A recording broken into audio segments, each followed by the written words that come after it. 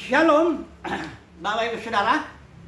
Kita lanjutkan studi kristalisasi kita, masih di kitab Pengkhotbah, dan kita akan tutup sekaligus ya. Ini udah tema yang kelima. Kita langsung aja, sebenarnya masih ada beberapa tema yang bisa kita lihat, tapi yang penting kita sudah tahu bahwa kitab Pengkhotbah ini suatu kitab yang mewahyukan atau menyatakan realita bagaimana kesia-siaan hidup di bawah matahari. Ungkapan Pengkhotbah di bawah matahari itu ada 30 lebih, dan kalau ditambah lagi di bawah langit dan beberapa lagi yang lain bisa lebih dari itu. Artinya kita tahu di Taman Eden, Adam dan Hawa dirancang untuk makan buah pohon pengetahuan itu, masuk dia ke alam maut atau alam kesia-siaan atau alam di bawah matahari yang dilihat Pengkhotbah ini. Nah, hari ini kita akan lihat satu fakta ya, atau realita lah, satu kebenaran ya. Judulnya diambil hidup di bawah bayang-bayang maut. Artinya hidup yang ujungnya itu mati nanti kita secara jasmani. Ya, karena di Taman Eden Tuhan bilang, kalau engkau makan buah ini, engkau akan mengalami mati ya, engkau akan mati ya. Istilah mati itu dalam Ibrani itu mutamut ya, nggak bisa diterjemahkan hanya mati, enggak. Tapi kalau bahasa Inggrisnya dying, you will die. Artinya begitu engkau makan, Adam, engkau akan langsung mendapat suatu jenis kehidupan yang namanya maut, yang dikuasai iblis. Dan ini jenis kehidupan ini berproses dia menuju kematian fisik. Jadi itu sebabnya upah dosa maut itu pasti kita mati secara fisik. Pertama kita mendapatkan jenis hidup yang namanya maut. Jadi maut itu bukan kuburan ya, itu jenis hidup. Ya, upah dosa ya. Jenis hidup maut yang dikuasai iblis, setelah itu dia proses. Pasti tubuh kita akan mati. Itu makanya Pengkhotbah melihat bahwa nasib semua orang sama. Ya. Kenapa sama? Iya, karena tujuan menuju ke satu titik sama, yaitu kuburan. Ya, kita bilang ya, mati ya. Mau kaya, mau miskin, mau berhikmat, mau bodoh, mau dihormati orang, mau dimaki orang, apapun juga sama, karena akhirnya tuh titik terakhirnya itu kuburan, mati. Bahkan Pengkhotbah bilang nasib manusia dengan binatang juga sama, karena sama seperti binatang, semua kita dari tubuhnya dari debu menuju satu titik juga, mati juga gitu loh. Nah, saudara jangan langsung, oh iya itu kan kalau nggak percaya Tuhan. Bukan. Pengkhotbah melihat realita, kebenaran hidup di bawah matahari. Makanya ini kuncinya, kita harus paham bahwa pewahyuan Pengkhotbah ini atau Kohelet atau pemikir ini atau filsuf ini adalah membongkar fakta-fakta realita kebenaran di bawah matahari ya. Nah, hari ini kita mau masuk satu tema lagi sebagai penutup juga, di pasal 12 saja kita ambil ini. Judulnya hidup di bawah bayang-bayang maut ya. Karena Pengkhotbah juga ngasih solusi juga gimana caranya hidup di bawah bayang-bayang, di bawah di dalam kesia-siaan ini gimana caranya ya. Nah, mari kita baca dulu. Saya baca aja dulu pasal 12 ya. Ingatlah akan penciptamu pada masa mudamu, sebelum tiba hari-hari yang malang dan mendekat tahun-tahun yang kau katakan tidak ada kesenangan bagiku di dalamnya. Kemudian dari ayat 2 sampai ke ayat yang ke-7, ini Pengkhotbah memberikan gambaran bagaimana manusia itu berjalan menuju ujungnya kematian ya. Ceritanya ya, ini nggak usah kita baca lah pendeknya. Sebelum matahari dan terang, bulan, bintang-bintang menjadi gelap dan sebagainya, terus sampai ke ayat yang ke-7, dan debu kembali menjadi tanah seperti semula. Jadi pasal 2 ayat 2 ini sampai ke 7 itu menjelaskan ya bagaimana menggambarkan bagaimana manusia itu akan menuju satu titik, yaitu mati secara jasmani. Nah, tapi Pengkhotbah juga bilang bahwa roh kembali kepada Tuhan yang menciptakannya ya. Nah, yang mengaruniakannya. Dan ayat 8 kesimpulan semuanya, kesia-siaan atas kesia-siaan, kata Pengkhotbah. Jadi sekalipun memang kita hidup dalam kesia-siaan, Pengkhotbah memberikan juga saran ya. Ya bukan berarti kalau gitu kita bunuh diri aja, enggak begitu. Kata pengkhotbah, kalau kita udah tahu kita faktanya hidup akan mati nanti, biarlah kita bersenang-senang, bergembiralah dengan apa yang Tuhan berikan. Karena pengkhotbah mengetahui bahwa segala sesuatu itu Tuhan yang berikan, ya. Orang bisa makan, merasakan kenikmatan itu karena berkat Tuhan. Jadi kata pengkhotbah, ya kita nikmati aja. Kalau orang masih bisa makan, masih bisa ini apa semua, nikmati yang ada, yang Tuhan berikan, ya. Karena nanti kita akan mati menuju ke satu titik, yaitu kuburan, ya. Nah, di sini pengkhotbah juga kasih nasihat khususnya kepada orang muda, ya. Karena kalau orang muda ini tubuhnya kan masih bagus, ya. Masih banyak yang bisa dinikmati, panca inderanya masih bagus, kekuatannya masih bagus, aktivitasnya masih banyak lah yang bisa dinikmati anak muda, ya. Tapi ingat, anak muda itu cepat atau lambat akan menuju kuburan juga. Tubuhnya itu akan mengalami proses proses kematian, ya, yang mungkin panca inderanya makin menurun, ya, apanya, kemampuan makin nggak ada yang bisa dinikmati lagi. Orang tua itu makin tua, oke, sampai akhirnya mati, ya. Itu fakta, itulah realita itu. Nah, pengkhotbah kasih nasihat, ingatlah akan penciptamu pada masa mudamu. Karena adalah fakta, ya, realita bahwa banyak orang tua, ya, sebelum dia mati, dia mengalami penyesalan, ya. Ya, penyesalan kenapa saya waktu muda itu makan sembarangan, ya, tidur sembarangan, begadang apa semuanya. Nah, umur 40, 50, 60 udah mulai banyak penyakit, ya. Ingat ya, Alkitab bilang, Paulus bilang, ya, manusia lahiriah kita memang semakin merosot. Itu bukan berarti kita harus penyakitan. Ingat itu, ya. Manusia lahiriah kita memang merosot, artinya tenaga kita makin kurang, pasti itu, ya. Tadinya mungkin kuat makan berapa puluh kilo, tapi lama-lama sudah makin gak kuat lagi, ya. Tapi tidak harus sakit, tidak harus penyakitan, ya. Pokoknya manusia lahiriah kita merosot hanya, ya, kalau kita percaya, ya, beriman, maka manusia batiniah kita diperbaharui hari lepas hari. Itu makanya pengkhotbah kasih nasihat. Karena bagaimanapun pembaharuan hari lepas hari itu butuh waktu, ya. Pendewasaan iman juga butuh waktu. Ya, celaka sekali kalau orang udah tua, udah tubuhnya reot, imannya pun pas-pasan begitu, ya. Ya udah jelas dia penuh penyesalan itu hidupnya, ya. Hati-hati saudaraku, bahwa kita semua akan menjadi tua. Persiapkan, itu kalau kata pengkhotbah itu, persiapkanlah, ya, dengan cara, ya, bukan hanya nabung. Kalau bisa nabung uang untuk hari tua, ya bagus, ditabung uangnya itu, ya. Karena belum tentunya anak artinya memperhatikan seperti yang kita harapkan, ya, belum tentu itu, ya. Baru-baru ini ada cerita lagi, opa oma orang Kristen meninggal dia di kamar, anaknya 3 nggak pernah ngunjungin, mati ya. Situ tetangganya yang tahu, 2 membusuk di situ. Ya memang ini kasus yang inilah, tapi maksud saya kita harus ada persiapan, karena kita nanti akan menuju titik itu, apapun juga, ya, kita akan mencapai itu. Persiapannya apa? Ya kalau bisa menabung bagus, ya, mempersiapkan harta benda. Yang persiapan kedua ini, yang penting ini, yaitu ingat akan pencipta waktu di muda. Artinya waktu di muda itu sudah persiapan doa, baca kitab, serius, ya, supaya imannya bertumbuh. Nanti waktu masih tua, pas sudah masa tua, oh bahagia kalau saudara. Ada banyak orang di masa tua, makin tua dia makin bahagia. Ini dikatakan makin produktif malah. Di Amsal, ya. Di Mazmur, ya. Mazmur 92 enggak usah kita bacanya, ayat 15-16. Itu di masa tua pun dia mesti berbuah. Ya. Dia masih jadi berkat, ya, bukan hanya untuk anak cucunya, tapi juga untuk banyak orang, ya. Dengan pengalamannya, dengan pewahyuan firman yang dia sampaikan apa semua bisa jadi berkat, ya. Jadi di masa tua itu kalau dipersiapkan dengan baik, itu menjadi masa emas malahan sebenarnya, ya. Karena disitulah orang itu dia punya pengalaman, itu orang tua kan pasti punya pengalaman, ya. Kemudian imannya juga sudah cukup matang lah, ya, karena dari muda kan dia siapin gitu kan, nabung firman, nah, istilahnya gitu, nabung, jangan hanya nabung uang.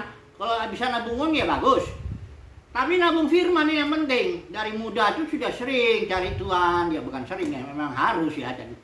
Nah, Supaya apa? Di masa tuanya selain nanti bisa berbuah jadi berkat ya, tapi juga nggak ada penyesalan. Saya kasih contoh deh, ini bukan yang ngejelekin ya, karena Billy Graham ini sudah menulis sendiri ya pengalaman dia di masa tua ya, setelah dia melayani sekian puluh tahun ya. Dia menulis, bukunya judulnya Just the Same, tapi saya punya versi bahasa Indonesianya. Dan di bagian terakhir itu ada 2 penyesalan dia dalam hidup ini. Ya bayangkanlah saudaraku, orang sekelas Billy Graham pun ada 2 penyesalannya. Yang pertama, dia menyesal kurang waktu untuk Tuhan. Artinya kurang fellowship dengan Tuhan, kurang memberikan waktu dalam doa dan perenungan firman, belajar firman. Memang dia berdoa, belajar firman tentunya, tapi untuk khotbah, ya untuk pelayanan aja, bukan untuk kebutuhan dia ya fellowship dengan Tuhan, menikmati Tuhan, bukan begitu. Nah itu penyesalannya, bayangkan saudaraku. Menyesal karena kurang ada waktu untuk Tuhan. Ya. Dalam meditasi, dalam perenungan firman dan sebagainya. Yang kedua penyesalannya, dia punya anak 5, karena dia kan sibuknya minta ampun. Kadang-kadang dia bilang, saya khotbah hari ini di sini, besoknya bisa di benua yang lain lagi. Ya, keliling dunia. Bayangkanlah sibuknya itu, sering dia ninggalin keluarganya, sehingga anaknya yang 5 itu membesarlah semua tanpa ditemani sama dia lah. Itu penyesalan, ya. Nah, kalau orang sekelas Billy Graham aja di masa tuanya, tapi dia juga bilang, saya tidak melakukan kesalahan yang fatal, ya istilahnya. Tapi itu namanya penyesalan ya. Kalau makanya sampai dia bilang ya, seandainya lah Tuhan kasih saya waktu lagi, saya akan lakukan yang 2 hal ini. Tapi kan terlambat, nggak mungkin lagi. Waktu itu kan jalan terus dia, ya. Nggak bisa atau kematian tuh menunggu itu, nggak bisa tunggu dulu sebentar, saya mau mundur, nggak bisa, jalan terus, ya pasti. Nah, yang penting makanya kita pengkhotbah ini, ingatlah penciptamu. Ini mudah-mudahan saya sedang bicara sama orang muda ya. Investasikan hidupmu, penciptamu ingat ya, engkau nggak akan selalu sehat begitu, maksud nggak selalu segar, nggak selalu bisa menikmati banyak hal ya anak muda. Ingat itu, nggak lama tuh, kadang nggak hidup 70, kalau bisa tahan 70. Ada kalau anak muda itu buang makan sembarangan, tidur sembarangan ya. Pokoknya hidupnya ini, yaitu umur 40 ini udah mati, ada yang mati, ada yang penyakitan ya, 50 udah ya. Jangan lagi sudah bilang, saya kan pelayanan ya. Pelayanan juga harus jaga badan juga ya, karena Tuhan taruh hukum rohani ada, tapi hukum alam ya, apa yang ditabur orang itu jadi tuainya. Kalau orang makan sembarangan, makan yang enak-enak aja, pokoknya yang penting lidah saya senang, minum yang manis-manis, yang apa semua, percayalah, mungkin nggak sampai 40 tahun, 50 tahun itu sudah ada penyakit ya, entah namanya kolesterol lah, entah macam-macam ya. Biarpun pelayanan, nggak ada alasan itu ya. Kalau misalnya, saya sibuk pelayanan, saya nggak sempat olahraga, saya tidur pun. Ya kadang-kadang memang Tuhan bantu, ya. Tuhan bantulah kadang-kadang. Ini saya bersaksi sedikit lah. Saya juga dulu pelayanan waktu muda ya, gila-gilaan juga. Saya selalu bangun jam 3 pagi, ya, pakai waker itu apa semua, pokoknya nggak meleset. Berdoa dulu sampai jam 6, baru sibuk. Kadang-kadang bisa dari jam 6 bisa sampai jam 6 besoknya lagi, jadi 27 jam saya nggak tidur. Pernah pelayanan misi juga, kalau bawa mobil, teman saya kebetulan temannya saya sakit ya, teman saya sakit, jadi saya bawa mobil sendiri dari Medan Jakarta ya, 2 hari 2 malam, hanya tidur 2 kali 2 jam di pom bensin itu pun ya, supaya kita cepat sampai. Saya minum itu yang namanya minuman energi extra dose itu apa sampai berapa 7 botol 7 saset ya gitu ya. Keratin dayang juga itu, kalau nggak karena Tuhan ini ginjal saya ini seharusnya udah hancur ya. Karena waktu muda tuh saya topang dengan itu, maksud saya supaya bisa kerja. Biarpun alasannya kerja pelayanan nggak bisa. Syukur-syukur ya sekarang usia saya 62 masih belum ada, katakanlah nggak ada penyakit yang apalah ya. Nggak ada kolesterol yang apa semuanya, asam urat yang macam-macam begitu, nggak ada ya. Anugerah Tuhan ya.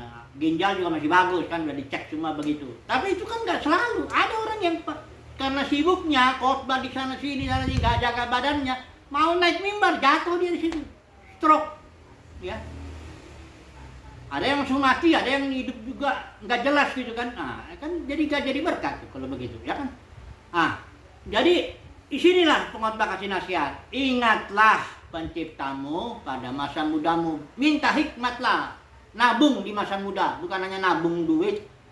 Ya, kalau yang penting itu sebenarnya nabung firman. Dengan fellowship dengan Tuhan, ya, atau nabung iman. Karena iman itu kan bertambah. Ditabung itu supaya di masa tua imannya cukup. Pemahaman firmannya cukup. Pewahyuannya cukup. Kesehatannya juga cukup. Ya, barulah di masa tua itu masa emas.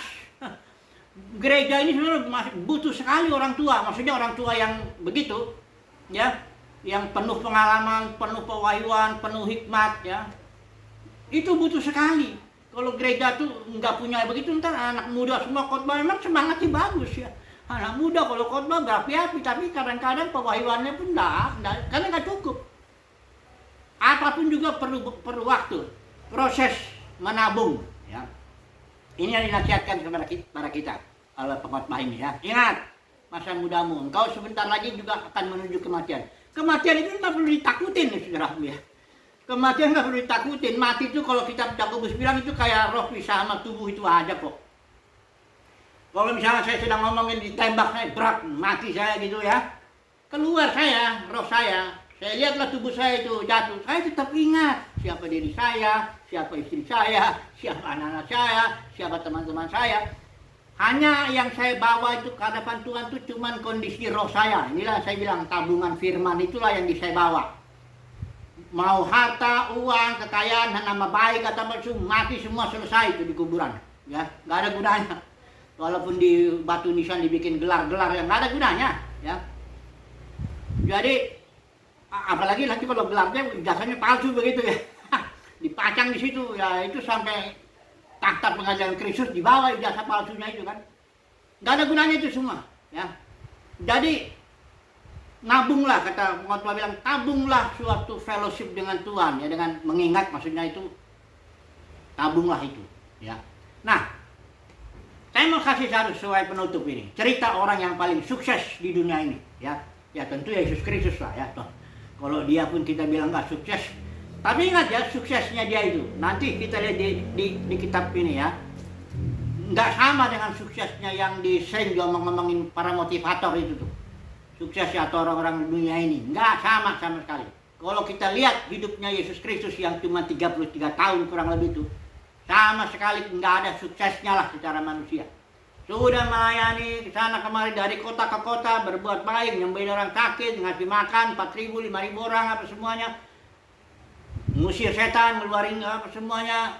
Ujung-ujungnya ketika Yesus dihadapkan dengan Barabas, itu orang banyak milihnya karena dihasut sama orang Farisi, milihnya si Barabas.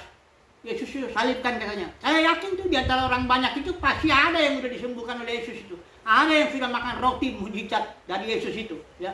Tapi karena dihasut, ya namanya orang banyak lah, ya kan. Kalau dihasut yang penting apa? Dia cari roti kok, dia nggak cari Yesus. Maka Yesus bilang di Yohanes 6, kamu datang ke sini bukan cari aku, cari roti kamu. Ya, kamu udah makan kenyang. Nah, jadi nggak ada suksesnya. Udah gitu muridnya yang satu nyangkal dia, yang satu menjual dia, Yudas, ya. Yang satu Petrus ninggalin. Seluruh muridnya semua meninggalin dia. Cuman Rasul Yohanes yang situ dengan beberapa perempuan yang nungguin yang tuh matinya. Dan matinya juga sengsara sekali. Itu mati disalib zaman, sudah nonton deh film The Passion of the Christ itu betul-betul Mel Gibson, ya. Itu betul-betul begitulah ya orang Roma itu memperlakukan orang yang mau disalib. Makanya hanya budak-budak yang disalib di zaman dulu itu ditelanjangin, ya. Sudah gitu di cambuknya itu bukan, saya pikir bayangan saya juga dulu cambuknya itu apa kayak tambang begitu. Waduh, bukan. Itu ada besi begini, cuk, dicabut begitu.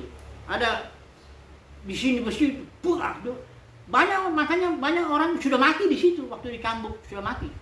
Makanya Yesus begitu habis dicambuk sudah bawa kayu aja nggak kuat lagi, bawa pikul salibnya, ya. Padahal dia kan tukang kayu, ya, harusnya tenaganya kuat, nggak cukup, nggak kuat lagi.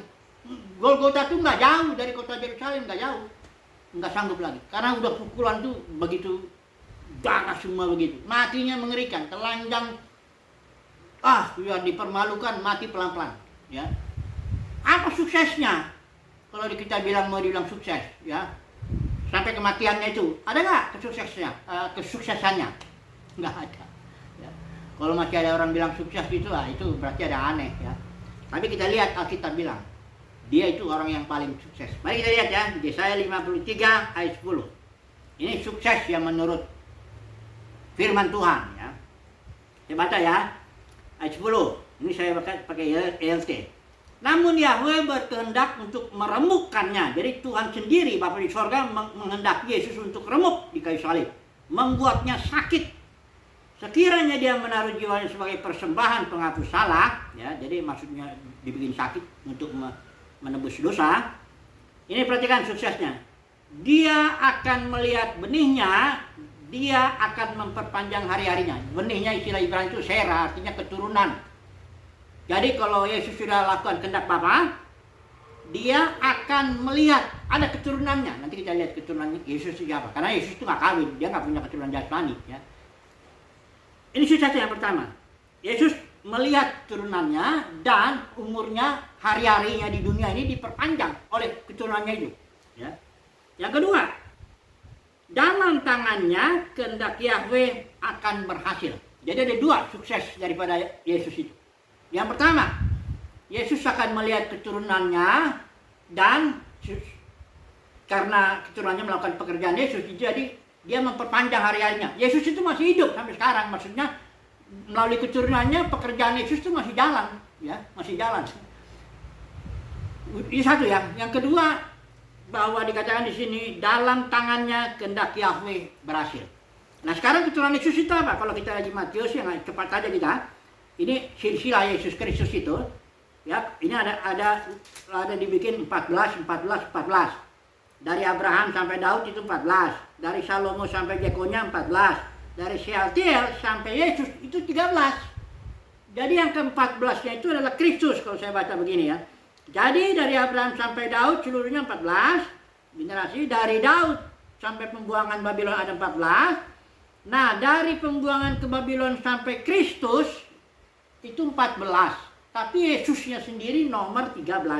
Kalau saudara ikutin dari Shealtiel, kalau saudara daftar itu. Jadi keturunan Yesus itu adalah Kristus. Apa itu Kristus? Kristus kalau kita bilang itu pertama di spirit, kedua kingdom, ketiga dia korporat. Ada Kristus kepala, ada Kristus tubuh. Kristus itu juga kalau lebih spesifik dia para pemenang. Jadi Yesus itu sampai sekarang pekerjaannya dijalankan oleh para pemenangnya tiap zaman. Sampai nanti akhirnya bahkan Bapa menjadi semua dalam semua. Itulah suksesnya. Dia punya keturunan yang meneruskan hari-harinya. Yesus itu hidup di bumi ini cuma 33 tahun. Tapi hari-harinya sebenarnya sampai Bapa menjadi semua dalam semua berjaman-jaman. Sampai selesai seluruh ciptaan dibebaskan dari perbudakan kebinasaan. Itulah suksesnya itu. Nah sekarang bagaimana dengan kita? Kalau kita mau pengikut Yesus benar, kita akan ikutin suksesnya Yesus.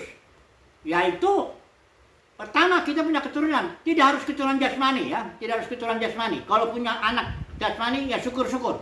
Itu Tuhan berikan. Enggak semua hamba Tuhan punya anak jasmani. Tapi dia punya keturunan rohani lah katakan gitu. Kristus lah. Hasil daripada pekerjaannya dia, pelayanannya apa semua. Dia punya orang-orang yang meneruskan dia.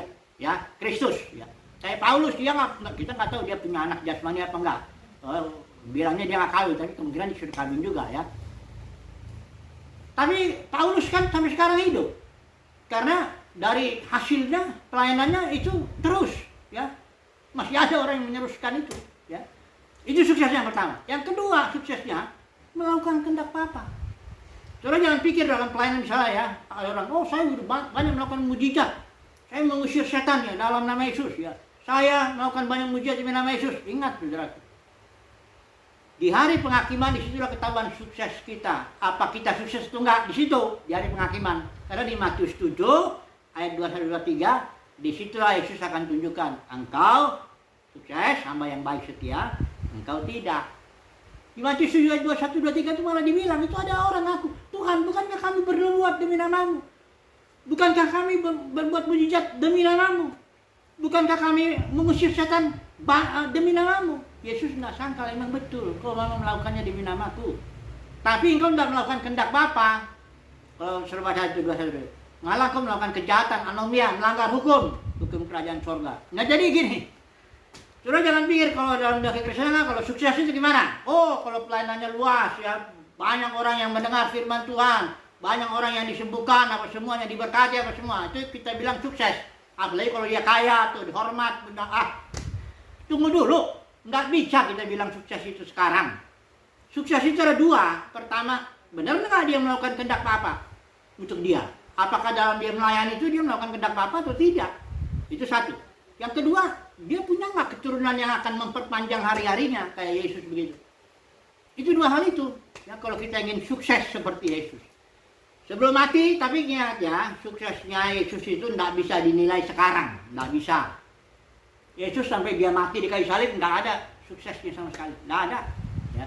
Tapi setelah dia mati bangkit, baru kelihatan lah. Ya. Nah jadi, kesimpulannya bagaimana nih? Ingatlah penciptamu pada masa mudamu. Ya. Tabunglah. Ya, nabung, yang terutama nabung firman. Ya, tabunglah firman dalam hidup kita. Terus, untuk apa? Untuk bekal masa tua. Ya. Supaya di masa tua kita punya iman, punya pewahyuan firman, kita masih berbuah di masa tua kita. Tapi juga jaga, nabung kesehatan. Jangan makan, jangan minum, ya, jangan makan. Biasanya yang enak-enak tuh justru yang banyak penyakit. Kolesterol lagi ya, asam urat lagi ya, macam-macam ya. Jaga. Tetap harus olahraga, tetap istirahat cukup, tetap makan pola hidup sehat lah ya. Nabung untuk masa tua sebelum kita mati. Ya, saudara pikir ya, nggak harus orang hamba Tuhan tuh mati karena penyakit, nggak harus. Musa itu masih di 120 tahun dia karena pelayanannya udah selesai. Panggil Tuhan, dia matanya belum kabur, kekuatannya belum hilang. Kaleb juga begitu, ya. 40 tahun dia dapat janji Tuhan, 85 dia bilang saya masih sama kuat, ya. Jadi kalau Paulus bilang tubuh merosot, bukan berarti penyakitan. Mudah-mudahanlah kita mendapat kasih karunia.